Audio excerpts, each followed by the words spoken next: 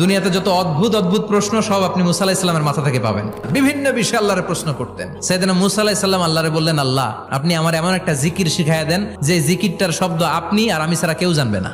দিনে রাতে সব সময় এই জিকির আমি করব, আপনারে ডাকবো, কিন্তু শর্ত হলো এই জিকিরটা জানবে শুধু আপনি আর জানবো শুধু আমি। আল্লাহ বললেন, মুসা পড়ো লা ইলাহা ইল্লাল্লাহ।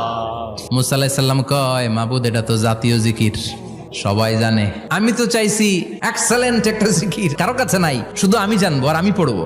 আল্লাহ বললেন, মুসা এই লা ইলাহাকে যদি এক পাল্লায় রেখে দাও, তাম বিশ্ব, 7 আকাশ 7 জমিনটারে তুলে যদি তুমি আরেক পাল্লায় রেখে দাও, লা রাজাহাত কাফাতু লা ইলাহা ইল্লাল্লাহ, মুহূর্তের মধ্যে লা ইলাহার পাল্লা ভারী হয়ে যাবে।